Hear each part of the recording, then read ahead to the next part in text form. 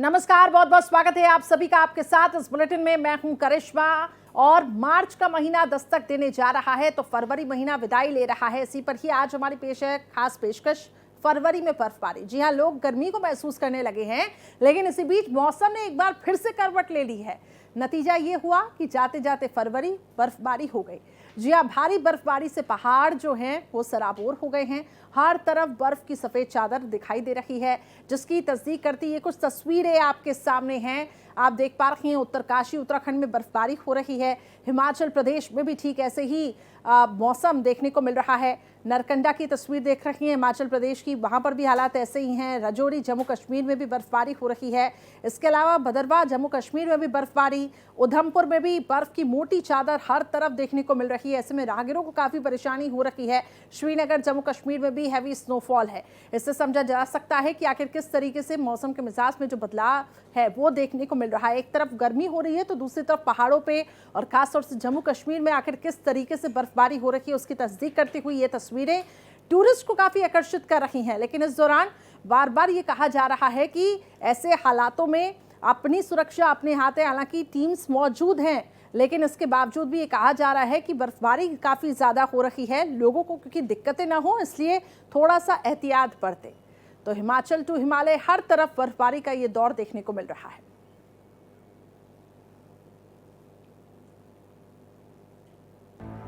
फिर कांप रहे हैं पहाड़, सफेद सोने से पहाड़ फिर गुलजार, क्योंकि ये फरवरी बर्फ भरी है। मार्च दस्तक दे रहा है और फरवरी विदाई ले रही है, और इस बीच मौसम ने एक बार फिर करवट ली है। मानो मौसम का उल्टा मार्च पास्ट हो रहा है। जी हाँ, आसमान से फिर सफेद सोने की बारिश हो रही है। फरवरी में एक बार फिर हिमाचल टू हिमालय तक बर्फ की आगोश में समा चुका है। पहाड़ बर्फ का आवरण ओढ़कर सफेद हो चुके हैं। पेड़, पहाड़, घर, सड़क बर्फ की चादर से ढके हुए हैं। जहां पहाड़ पर बर्फ का कब्जा है तो मैदानी इलाकों में बारिश ने सर्दी को बढ़ा दिया है। सबसे पहले बात जम्मू कश्मीर की। घाटी के ताजा हिमपात की तस्वीरें सोनमर्ग की हैं, जहां कश्मीर घाटी के ऊंचे इलाकों की सफेद चादर से पूरी तरह से ढक चुके हैं। ये तस्वीरें जहां लोगों को अपनी तरफ आकर्षित कर रही हैं, तो यहां रहने वालों के लिए बर्फबारी चुनौती बनी हुई है। जम्मू कश्मीर के बनिहाल की तस्वीरें भी कुछ ऐसी ही हैं। यहां भी भारी बर्फबारी लोगों के लिए परेशानी का सबब बनी हुई है। बनिहाल इलाके में बर्फ हटाने का काम किया जा रहा है। अनंतनाग में भी भारी हिमपात के कारण वाहनों की आवाजाही प्रभावित हो रही है। डोडा के भद्रवा इलाके में भी भारी बर्फबारी की वजह से लोग परेशान हैं। जम्मू कश्मीर के रामसू और काजीगुंड के बीच बर्फबारी होने से नाशरी और नव्युंग सड़क के बीच भूस्खलन से जम्मू श्रीनगर राष्ट्रीय राजमार्ग बंद हो गया है। उधमपुर में जम्मू श्रीनगर राष्ट्रीय राजमार्ग पर जखनी में बड़ी संख्या में वाहन रोक दिए गए हैं। उत्तराखंड में मौसम का मिजाज बिगड़ा हुआ है। पहाड़ से मैदान तक बारिश और बर्फबारी ने ठंड में इजाफा कर दिया है। गंगोत्री, यमुनोत्री, हर्षिल, चमोली, रुद्रनाथ, लालमाटी, नंदा घुंगटी, औली, गुरसों के साथ ही नीति और माड़ा घाटियों में बर्फबारी हो रही है। तो वहीं देहरादून समेत हरिद्वार, उधम सिंह नगर, उत्तरकाशी, रुद्रप्रयाग, टिहरी, पौड़ी, चमोली, पिथौरागढ़, बागेश्वर, अल्मोड़ा, नैनीताल और चंपावत जिले के अधिकांश इलाकों में बारिश हो रही है। वहीं मौसम विभाग की ओर से 3500 मीटर से अधिक ऊंचाई वाले इलाकों में बर्फबारी और ओलावृष्टि के साथ कुछ जगहों पर भारी बारिश का येलो अलर्ट जारी किया गया है। सर्दियों में पहली बार हुई 2 दिन से लगातार हुई बारिश से तापमान में भारी गिरावट दर्ज की गई है। देहरादून की बात करें तो बीते 24 घंटे में अधिकतम तापमान में 12.3 डिग्री का अंतर देखने को मिला है। मौसम वैज्ञानिकों का कहना है कि सीजन में पहली बार पश्चिमी विक्षोभ इस मजबूती के साथ सक्रिय हुआ है। इसके चलते बारिश बर्फबारी से तापमान में गिरावट आई है। मौसम वैज्ञानिकों का कहना है कि फरवरी के आखिर में हुई बर्फबारी से ग्लेशियर रिचार्ज हो गए हैं। इससे आने वाले दिनों में राहत मिलेगी। बारिश बर्फबारी से ग्लेशियर के साथ नदियां भी रिचार्ज हुई हैं। इसका लाभ गर्मियों में मिलेगा। जल संकट जैसी समस्याओं से राहत मिलने की उम्मीद है। एक तरफ फरवरी में हुई बर्फबारी जहां पर्यावरण के लिए राहत की बात है, तो दूसरी तरफ भारी बारिश और बर्फबारी ने पहाड़ से मैदान तक ठिठुरन को बढ़ा दिया है, जिससे लोगों को कई चुनौतियों का सामना करना पड़ रहा है। Bureau report, Bharat express. और इसी बीच बड़ी खबर उत्तराखंड के चमोली से, जहां पे बड़ा हादसा हुआ है। बद्रीनाथ में माणा गेट के पास ग्लेशियर टूटा है। खबर सामने आ रही है, ग्लेशियर के टूटने से 57 मजदूर बर्फ में दबे हुए हैं। 16 मजदूरों को बाहर निकाल दिया गया है। 5 की हालत गंभीर है। 41 मजदूरों की तलाश फिलहाल की जा रही है। रेस्क्यू अभियान जारी है। रेस्क्यू में जुटी है सेना, आईटीबीपी, एनडीआरएफ की टीम। चमोली के माणा गांव में ये हादसा हुआ है। हादसे के बाद सीएम धामी ने अब उच्च स्तरीय बैठक भी की है। लगातार हालातों का जायजा वो ले रहे हैं, अधिकारियों के साथ रेस्क्यू अभियान की समीक्षा कर रहे हैं। तो चमोली के माणा गांव में जो हादसा हुआ है, तस्वीरें आपको दिखा रही हैं। हर तरफ आपको बर्फबारी दिखाई देगी और दूसरी तरफ जो आप तस्वीर देख रही हैं कि इतनी चुनौतियों के बावजूद बर्फबारी हो रही है और कई इलाकों में बारिश भी है, इसके बावजूद भी किस तरीके से सेना के जवान, आईटीबीपी के जवान डटे हुए हैं, रेस्क्यू ऑपरेशन को अंजाम दे रहे हैं। और एक तरफ सीएम धामी भी लगातार अधिकारियों के साथ समीक्षा कर रहे हैं इस रेस्क्यू अभियान की। पूरी नजरें हैं कि आखिर जल्द से जल्द इन सभी लोगों को निकाला जाए। उसके लिए रोड मैप तैयार किया जा रहा है कि आखिर कैसे इस रेस्क्यू ऑपरेशन को अंजाम दिया जाएगा, क्या चुनौतियां आएंगी, कैसे उन चुनौतियों को पार किया जाएगा। और इसी बीच देखिए, गृह मंत्री अमित शाह की तरफ से भी ट्वीट सामने आया है कि उत्तराखंड के चमोली में जो ग्लेशियर फटा है उसके संदर्भ में उन्होंने कहा कि पुष्कर सिंह धामी लगातार मॉनिटरिंग कर रहे हैं। आईटीबीपी और एनडीआरएफ, डीजी के जो जवान हैं वो लगातार मौके पर डटे हुए हैं।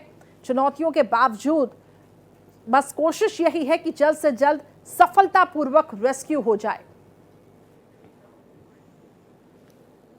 ये एवलांच आने से चूंकि वो जहाँ पर बैरिक बनी हुई थी उसी स्थान पर एवलांच आया है और बचाव के काम चल रहे हैं तेजी से। सभी चाहे आईटीबीपी है, सेना के लोग हैं, स्थानीय प्रशासन के लोग हैं, वायुसेना के लोग हैं, एक्सपर्ट हैं, एसडीआरएफ की टीम भी लगी है और हम लोग भी यहाँ से लगातार मॉनिटरिंग कर रहे हैं। हमारा प्रयास है कि जल्दी से जल्दी जो भी हमारे उसमें मजदूर भाई फंसे हुए हैं सभी को जल्दी बाहर निकाला जाए। हेल्पलाइन भी जारी कर रहे हैं जिससे कि सभी को ठीक प्रकार से जानकारी मिले और हमारा सभी लोगों का प्रयास है कि जल्दी से जल्दी आदरणीय रक्षा मंत्री जी, आदरणीय गृह मंत्री जी, प्रधानमंत्री जी का कार्यालय लगातार यहाँ संपर्क में है और जिन एजेंसियों की भी आवश्यकता है उन एजेंसियों की हम लोग जो है मदद ले रहे हैं। मदद लेने के लिए सारी तैयारियां करी जा चुकी हैं यहाँ पर। तो सीएम पुष्कर सिंह धामी को आपने सुना। इस हादसे में आपको बता दें 41 मजदूरों के फंसे होने की अभी फिलहाल आशंकाएं तलाश जारी है। सीएम धामी ने अब अधिकारियों के साथ उच्च स्तरीय बैठक की है। हिमस्खलन की चपेट में जो 47 मजदूर आए हैं उनको बचाने का ये अभियान चल रहा है। प्रगति पर यह समीक्षा की जा रही है रेस्क्यू ऑपरेशन की कि आखिर किस तरीके से इस पूरे रेस्क्यू ऑपरेशन को अंजाम दिया जाएगा।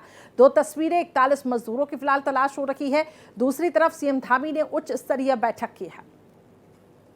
आपने सुना, सीएम धामी को भी उनका साफ तौर से कहना है कि हम कोशिश यही है कि सफलतापूर्वक रेस्क्यू हो और जल्द से जल्द सबको बाहर निकाला जाए। तो सेंट्रल की भी नजर लगातार इस पूरे रेस्क्यू ऑपरेशन पर है। 41 जिंदगियों को बचाना एक बहुत बड़ी जिम्मेदारी इन जवानों पर है।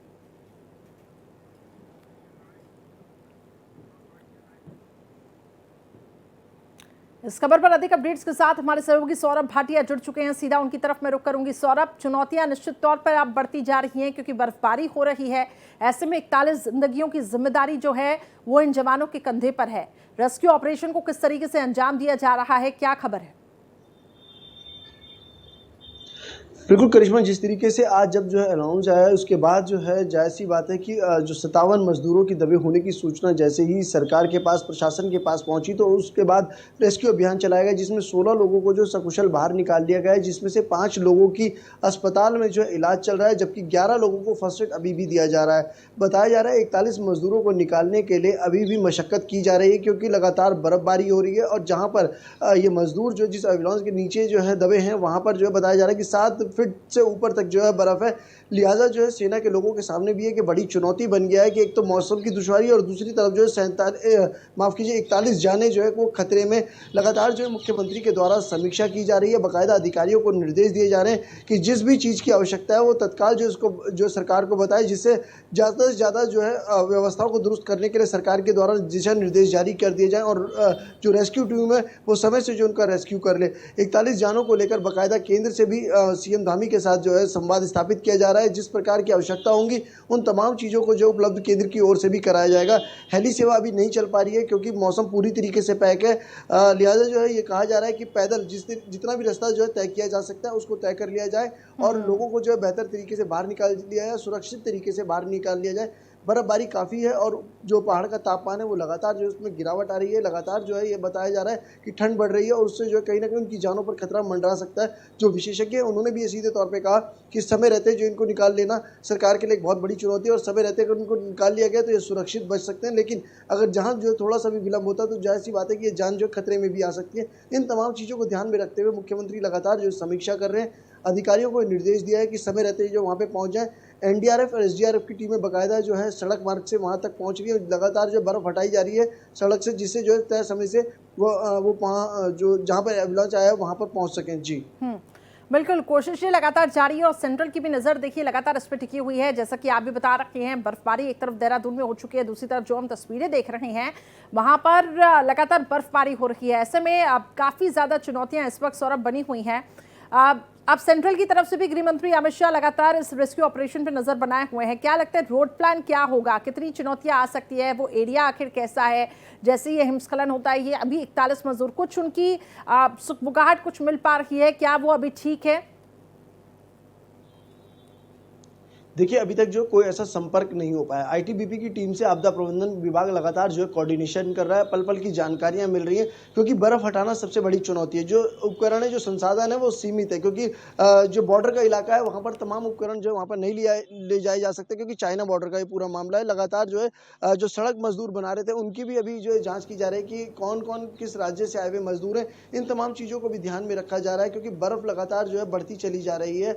और जो जेसीबी की मदद से बात की जाए या अन्य मशीनों के जो उपकरणों के माध्यम से बात की जाए, उनसे जो है बर्फ हटाकर वहां तक पहुंचने की तैयारी जरूर की जा रही है, क्योंकि आईटीबीपी के पास भी जो एक बटालियन ही वहां पे मौजूद है। इतनी बड़ी जो टीम वहां पे नहीं है जिससे 41 जानों को जल्द से जल्द जो बाहर निकाला जा सके, क्योंकि बर्फ का जो है वहां पर एक जो बड़ा हिस्सा जो है वहां पे है और वहां से उन लोगों को सुरक्षित निकालना सरकार के जो है खुद मुखिया इस बात को कह रहे हैं कि एक ये चुनौती है। अगर जैसी जो है उपकरण वहां पे पहुंचेंगे तो जाहिर सी बात है उसका लाभ मिलेगा और समय रहते जो उन लोगों को निकाला जा सकेगा। ठीक है सौरभ, आप नजर बनाए रखिएगा। एक बड़ी खबर इस बीच सामने आ रही है, अपने दर्शकों को बता दें, चमोली हिमस्खलन से जुड़ी हुई है बड़ी खबर।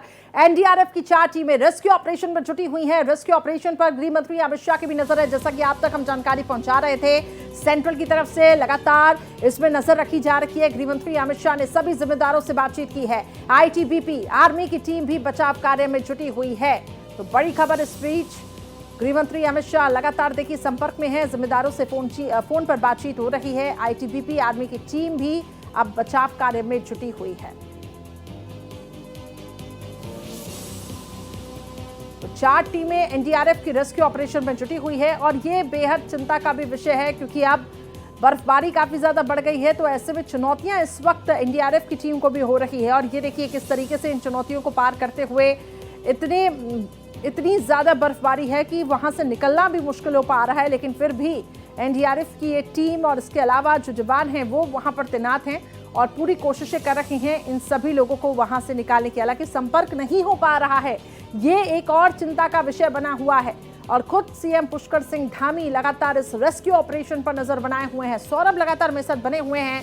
सौरभ, अब क्योंकि अब दिन ढल रहा है तो ऐसे में काफी चुनौतियां, क्योंकि अंधेरे का वक्त होगा, आप कह रही हैं अभी इक्विपमेंट्स भी वहां पर पहुंच रहे हैं, ऐसे में अब काफी ज्यादा चिंता बढ़ती जा रही है।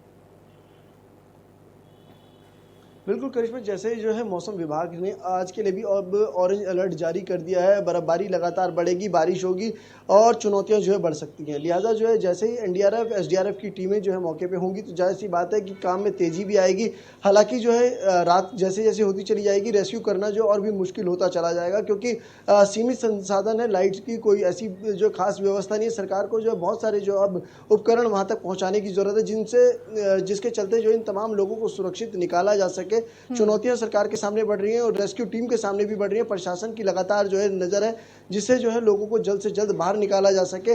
वहीं जो है सरकार के द्वारा ये भी निर्देश दिया गया जैसे ही जो लोगों को वहां से निकाला जाए इनको हायर सेंटर जो है रेफर कर दिया जाए, जिससे कोई अप्रिय घटना घटित ना हो और लोग सुरक्षित जो है अपने घरों तक भी पहुंच सके। क्योंकि अब जो है चिंताएं बढ़ रही हैं, जो मजदूर यहाँ पर काम कर रहे थे अब जो है लगातार जो अधिकारी हैं वहाँ तक फ़ोन जो है बजने लगे हैं, क्योंकि टोल फ्री नंबर जारी हुआ है। उससे पूछा जा रहा है कि आखिरकार उनके परिवार के लोग जो है सुरक्षित है, क्योंकि एक एक परिवार के कई मजदूर जो है यहाँ पर अभी तक काम कर रहे थे। 57 एक बहुत बड़ी संख्या है जो सड़क बनाने का काम कर रहे थे। ऐसे में 16 लोग जो बाहर निकाले गए, उनकी जानकारी तो जो जरूर मिल चुकी है, लेकिन जो 42 और लोग हैं उनकी जानकारियाँ अभी नहीं मिल रही है। बाकायदा जो भी एक ऐसी कोई सूची भी जारी नहीं की गई है कि कौन लोग जो है वहाँ पे थे और किस किस राज्य से ये लोग जो है मजदूरी करने यहाँ पे आए गए थे। जी सौरभ, जिन लोगों का रेस्क्यू किया गया, जिन मजदूरों का, जिनमें से बताया जा रहा है कि 5 या 6 की हालत जो थी वो गंभीर थी, फिलहाल इनको कहाँ रेफर किया गया है? अभी उनकी हेल्थ को लेकर कोई अपडेट? देखिए, जो आईटीबीपी का अपना अस्पताल है, फिलहाल जो इन लोगों को वहाँ पे रखा गया है, लाने की ऐसी कोई व्यवस्था क्योंकि नहीं है। अब हायर सेंटर के लिए एम्स ऋषिकेश को जो अलर्ट मोड पे रखा गया है। इसके अलावा श्रीनगर मेडिकल कॉलेज को भी अलर्ट मोड पे रखा गया है, जिससे जो भी लोग वहाँ पर पहुँचे उनको सुरक्षित जो है इलाज मिल सके, बेहतर इलाज मिल सके। डॉक्टरों की टीम को जो है 24 घंटे अलर्ट रहने के लिए फिलहाल कहा गया है, क्योंकि अभी आईटीबीपी का ही जो अस्पताल एक जो है विकल्प है, तो फिलहाल जो तमाम लोगों को वहीं पर रखा गया है जो लोग जो है इस जो हादसे की जद में आए थे। जी बिल्कुल, और एक बार फिर से हम अपने दर्शकों को ये तस्वीरें दिखा रहे हैं कि आखिर कितनी चुनौतियों को पार करते हुए ये जो जवान हैं वो वहाँ से गुजरते हुए दिखाई दे रहे हैं। देखिए, अब बर्फ़ को यहाँ पे हटाने का काम किया जा रहा है। दरअसल इतनी ज़्यादा वहाँ पे बर्फ़ है तो काफ़ी चुनौतियाँ होंगी, इसलिए अब धीरे धीरे इस पूरे बर्फ़ को वहाँ से हटाया जा रहा है, उस हिस्से को खाली किया जा रहा है, और तभी फिर ये जो एनडीआरएफ की टीम है और बाकी जो जवान है वो आप मैदान में उतरेंगे और रेस्क्यू ऑपरेशन को और गति दी जाएगी। लेकिन क्योंकि इक्विपमेंट्स की कमी है, अब लाइट की भी काफ़ी दिक्कतें आएगी क्योंकि दिन ढल गया है। ऐसे में दिक्कतें काफ़ी ज़्यादा इस वक्त बनी हुई हैं और यही चिंता बनी हुई है सेंट्रल को भी, स्टेट गवर्नमेंट को भी। लेकिन सीएम पुष्कर सिंह धामी लगातार इसका जायजा भी ले रहे हैं, अधिकारियों के साथ बैठक की है, बैठक में दिशा निर्देश दिए गए हैं, क्या चुनौतियां हैं उसके बारे में अधिकारियों ने ये सूचित किया है कि ये चुनौतियां आ सकती है, उस हिसाब से अरेंजमेंट्स हो रहे हैं। एम्स ऋषिकेश को हाई अलर्ट पे रखा गया है और जल्द से जल्द जैसे ही इनको निकाला जाए तो तुरंत अस्पताल में भर्ती किया जाए। लेकिन आप अगर इन तस्वीरों को देखेंगे तो हर तरफ आपको बर्फ की ये मोटी परत दिखाई देगी। सोचिए कि अगर रेस्क्यू ऑपरेशन होता भी है तो कितनी दिक्कतें आएंगी। एनडीआरएफ की टीम की तरफ से अब क्या कुछ कहा जा रहा है वो आपको सुनवाते हैं। एनडीआरएफ की 4 टीमें ऑलरेडी हम लोगों ने मोबिलाइज कर दी हैं और माननीय गृह मंत्री जी खुद इस ऑपरेशन को बड़ा क्लोजली देख रहे हैं। उन्होंने मुझसे भी, डीजी आईटीबीपी से और सभी लोगों से खुद बात की है और उसको बड़ा क्लोजली मॉनिटर कर रहे हैं। इसके अलावा एनडीआरएफ के अलावा आईटीबीपी की टीम्स जो ऑलरेडी वहाँ लगी हुई हैं, आर्मी की टीम्स वहाँ लगी हुई हैं, वो ऑलरेडी ऑपरेशनल हैं और जो अभी तक का अपडेट है उसमें से 16 मजदूरों को ट्रेस कर लिया गया है, वो उनको सुरक्षित निकाल दिया गया है। तो पीयूष आनंद जो कि महानिदेशक है एनडीआरएफ की, वो जानकारी दे रहे थे कि लगातार ट्रेसिंग अभियान चल रहा है और गृहमंत्री अमित शाह लगातार फोन पर बातचीत कर रहे हैं, हालातों पर नजर बनाए हुए हैं।